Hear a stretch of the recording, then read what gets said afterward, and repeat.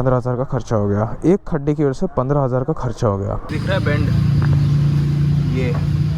ये उसके हालत है, देखो। वो ब्लैक रिम्स भाई, इसको एकदम प्यार से काम करना है इसके ऊपर, एकदम ऐसा।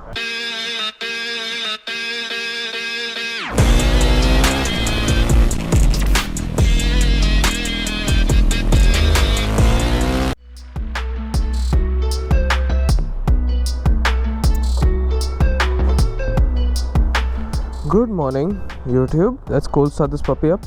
I think I'm starting her up after week and a half or something. Today is kind of a sad day. मैं कहानी कहाँ से शुरू करूँ? चलो हम 2 हफ्ते पहले की बात करते हैं। मुझे रात में 11:30 बजे तो फीलिंग आती है कि मुझे टाइगर पॉइंट जाना है, ठीक है। फिर मैं कुछ 12:30-1 के आसपास माहिम से निकलता हूँ टाइगर पॉइंट जाने के लिए। मैं टाइगर पॉइंट कुछ 3 बजे पहुँचता हूँ। वहाँ पे कोई नहीं रहता है, एकदम फॉग रहता है, इतना फॉग रहता है कि कुछ दिखता नहीं है, और बहुत मज़े करके मैं वापस आना शुरू करता हूँ। वो टाइम पे JNPT में मेरे ख्याल से कुछ 5-5:30 बजे थे, ऐसा खड्डा आया और अंधेरा था। मेरी स्पीड रहेगी 70-80, ज़्यादा नहीं थी क्योंकि दिख नहीं रहा था। इतना बड़ा खड्डा कि मतलब समझ लो 1 फुट लंबा और 1 फुट गहरा, और मेरे दोनों रिम बेंड हो गए। अब भी मैंने एक वीडियो देखा था JNPT का, एक बंदा बाइक राइड कर रहा था, वो गिर गया बाइक से, एक्सीडेंट हो गया। तो ये भी एक्सीडेंट ही हुआ, बट सिर्फ मैं गिरा नहीं। But right now both my rims are bent. मैं अभी जस्ट 2-4 मिनट पहले नीचे उतरा था निकलने के लिए, और बारिश गिर रही थी, तो मैं ऊपर गया, मैंने रेनकोट जैसा पहना, और फिर मैं नीचे आया तो बारिश रुक गई। हाँ, such is life over here, but not a problem, can't complain, life is what it is. ये सिग्नल मैं फॉलो नहीं करता, कोई भी फॉलो नहीं करता है। जो बाहर वाले रहते हैं, जो ये एरिया के नहीं रहते, वही लोग फॉलो करते हैं। बाकी हमें तो पता है कि ये बेकार सिग्नल है, कुछ काम नहीं है उसका, पता नहीं क्यों लगाया गया है। मेरी ज़िंदगी के पहले 19 साल तो नहीं था, फिर अचानक से लगा दिया, कोई बात नहीं। सो एनीवेज, मैं JNPT पे था, वापस आ रहा था। फिर जो साइज़ का मैंने खड्डा बताया, वो साइज़ का खड्डा आया, दोनों रिम बेंड हो गए। फॉर्चुनेटली मैं बाइक से गिरा नहीं। जब फ्रंट व्हील गया तभी तो बाइक स्टेबल थी, लेकिन जैसे रेयर व्हील गया ना, बाइक पीछे से जो उछली है खतरनाक, मतलब समझ लो 1-1.5 फुट हवा में आई रहेगी, और मेरा पूरा हैंडल बार वॉबल करना शुरू कर दिया उसने। डेफिनेटली एक बड़ा एक्सीडेंट हो सकता था। मतलब मैंने फुल राइडिंग गियर्स पहना था, हेलमेट सब प्रॉपर था, और रोड भी खाली था, तो इतना कुछ होता नहीं। बट फिर भी यार, हाथ पे तो टूट ही सकता है, very much possible. And why do want to have an accident, right? So this is an accident जिससे मैं बच गया, so grateful for that. But both my rims are bent. पहले मैंने सोचा कि मैं कुर्ला से ही उठा लूँगा, but after speaking to a few people जिसके जजमेंट पे मेरे को भरोसा है, फिर मैंने डिसाइड किया कि कुर्ला से व्हील तो नहीं लेना है। कुर्ला से you can buy many things but not a wheel. Wheel is like very essential to your safety and the fact that you make it home or not. Kurla में जो रिम्स रहते हैं वो ऑलरेडी बेंट हुए रहते हैं, तो जो KTM रिजेक्ट करता है सर्विस सेंटर में, वो वहाँ पे जाते हैं, वो लोग उसको थोड़ा थूक पट्टी रीपेंटिंग वगैरह करके फिर आपको बेचते हैं। It is half the cost, but ऐसा है कि वो सब रिम्स है ना, एक बार ऑलरेडी इम्पैक्ट ले लिया है, और rims are also like helmets, only effective for 1 impact. तो जब सेकंड इम्पैक्ट होगा तब वो टूट सकता है। एंड एलॉय व्हील देखो, अरे ये कितना हॉर्न मारेगा रे, पूरी माँ पे नहीं कर रहा है, नहीं हिल रहा है तो नहीं हिल रहा है, वो भी क्या करेगा तू। And another thing is alloy rims are not really fixable. अगर उसका अलाइनमेंट आउट हो गया है तो फिर आउट हो गया है, फिर तुम्हें नया ही लेना पड़ेगा, because it is 1 unit, right? Spoke wheel में बहुत सारे डिफरेंट पार्ट्स रहते हैं, इसमें एक ही बड़ा पार्ट है जिससे सब होता है। So I am headed to KTM Mahim right now to get my new wheels. I ordered them like a week back, but now they're here.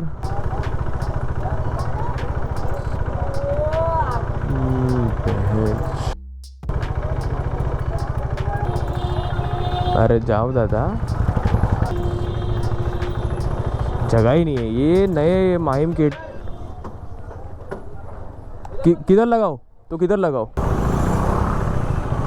क्या तामझाम है इधर यार। पहले वाला लोकेशन सही था यार, वहाँ पे जगह तो थी।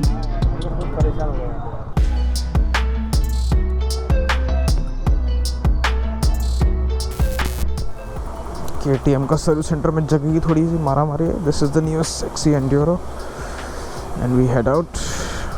अब रेनकोट को इधर डाल देंगे। Let me just show you guys the bill.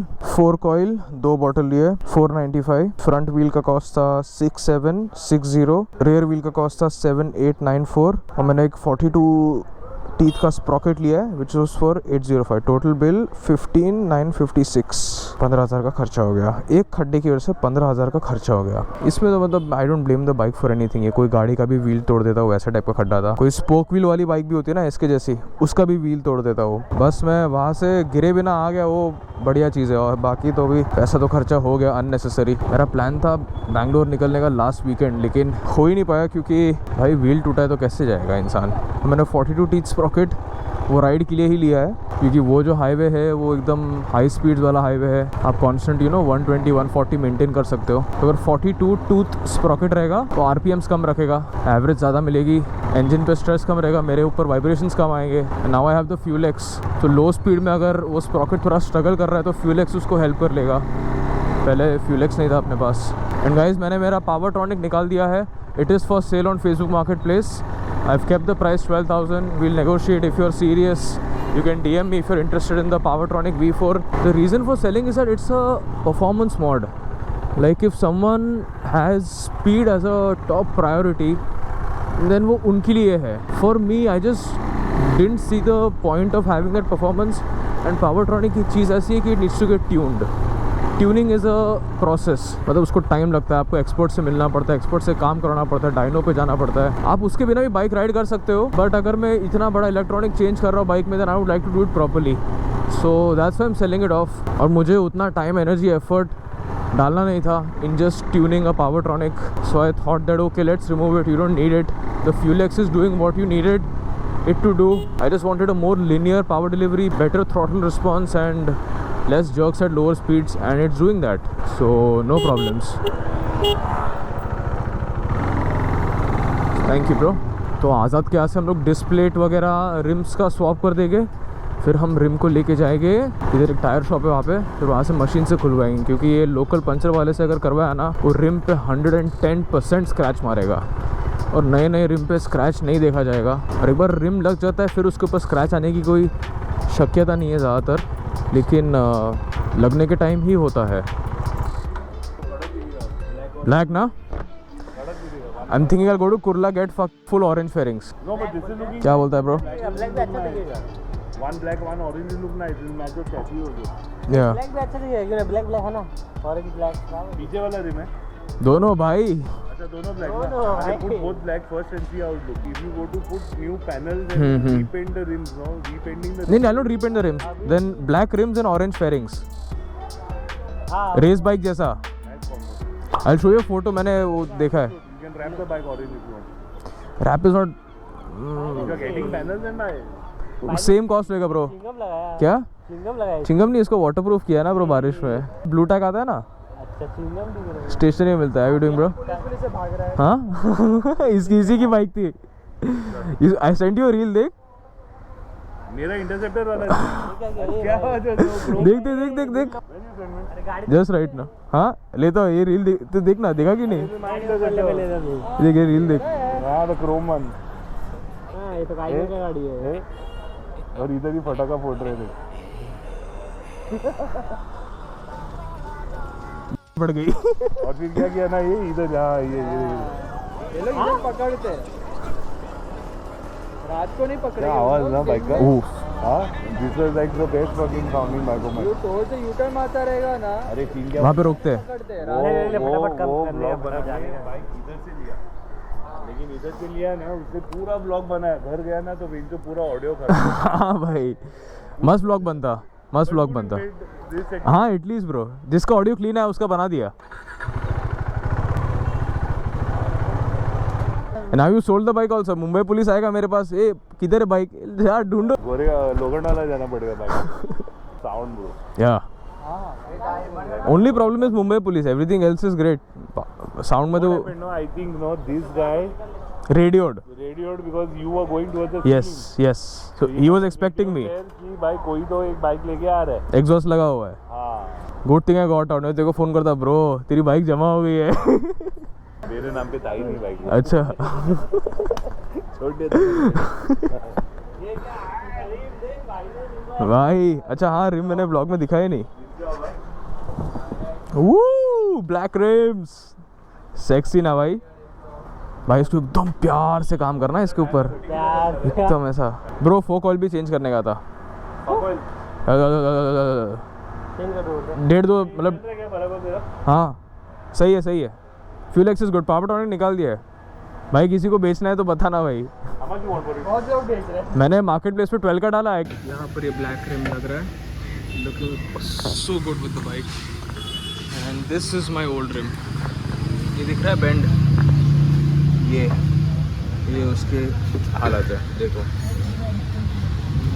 तो इसलिए इसको चेंज करना पड़ रहा है।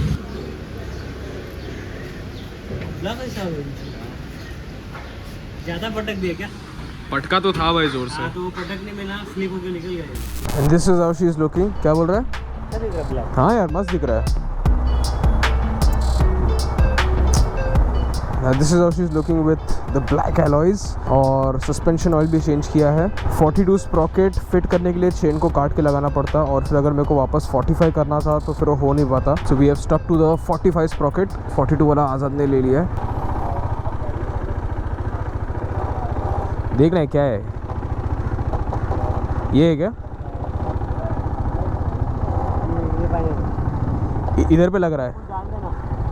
टेप डाल देता थोड़ा सा, डबल टेप डाल के। चलो bro, thank you. And we are on a merry way. I am excited to feel how the front suspension feels. अभी नहीं समझेगा वो, तो थोड़ा राइड करने के बाद धीरे धीरे समझेगा। तो मेरा जो सस्पेंशन था फ्रंट वाला, उसमें राइट साइड वाले में ऐसा हो गया था कि जो एक मॉड्यूल रहता है, I don't know the exact name is, जो स्प्रिंग को होल्ड करता है, वो स्प्रिंग से डिटैच हो गया था। सो आई डोंट नो ये कब हुआ एग्जैक्टली। जब मैं खड्डे में मेरी बाइक गई थी तभी ये हुआ, या फिर उसके पहले ही हो गया था। Regardless it was not proper, इसलिए बाइक थोड़ा सा जंपिंग जैक कर रहा था। So I am looking forward to the improve suspension feel. ये ब्लैक व्हील्स तो यार उफ सेक्सी दिख रहे हैं। एंड अब मेरे को ऑयल स्टेन्स के बारे में इतना सोचना नहीं पड़ेगा रियर व्हील पे, क्योंकि उस स्प्रॉकेट से वो उड़ के हमेशा ऑरेंज पे ना दिख जाता है। ये देखो ये ऑरेंज व्हील्स पे ब्लैक में इतना दिखेगा नहीं। मैंने लंच किया ही नहीं है, कुछ 4-5 बज गए। इधर से लंच ले लेता हूँ।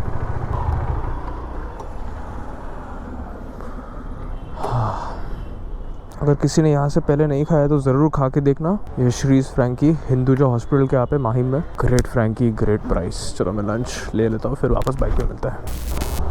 हवा वगैरह चेक करा रहा हूँ। आई थिंक आज ने 32 भराया था।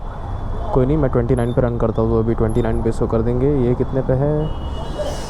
34। ओ माय गॉड यार, बात वही है। अभी ये जो मेरा एलॉय व्हील का 15,000 का खर्चा हुआ, कौन देगा उसको? मतलब दिया तो मैंने ही मेरे को ही देना है, लेकिन वो गलती मेरी नहीं थी ना। ये गलती उन हरामी लोगों की है जो वो उस एरिया का म्यूनसिपल कॉर्पोरेशन संभालते हैं, बाकी जो सरकार है। और चलो वही है, मेरा 15,000 में निपट गया। किसी के बड़ी बड़ी गाड़ी के व्हील्स टूटे रहेंगे, कोई गिरा रहेगा, किसी का हाथ पैर टूटा रहेगा, उससे उसको जो अफेक्ट हुआ रहेगा, उसकी मेंटल हेल्थ, उसकी फाइनेंशियल हेल्थ, क्योंकि अगर ज़्यादा ज़ोर से लगे तो तुम काम नहीं कर पाओगे। मतलब वो सब का कौन भरेगा? एक खड्डे की वजह से ये सब हो सकता है, और उसका कौन देगा? वो लोग तो कुछ नहीं देने वाले, और हम बस सहन कर रहे हैं। बहुत बेकार लगता है कि हम ऐसे एनवायरनमेंट में रहते हैं। नो डाउट मेरा भारत महान, मेरे को मेरे देश से बहुत प्यार है, लेकिन यार थोड़ा बेकार गिरी है ये सब। और ये ऐसा भी नहीं है कि मैं फर्स्ट टाइम एलॉय व्हील डाल रहा हूँ, ये मेरा सेकंड टाइम है। सेकंड टाइम रिम बेंड हो गया। ये क्या गिरी है यार। और ऐसा भी नहीं है कि मैं बाइक का बिल्कुल भी ख्याल नहीं रखता हूँ, एकदम ऑफ रोडिंग करता हूँ 390 के साथ। नहीं, एकदम प्यार से संभालता हूँ मैं इसको, स्पेशली खड्डों में। तो क्या करने का? It is what it is. I'm riding my motorcycle, of course not doing the speed limit. Why the fuck would I do the speed limit on a super bike? तो अगर 42 to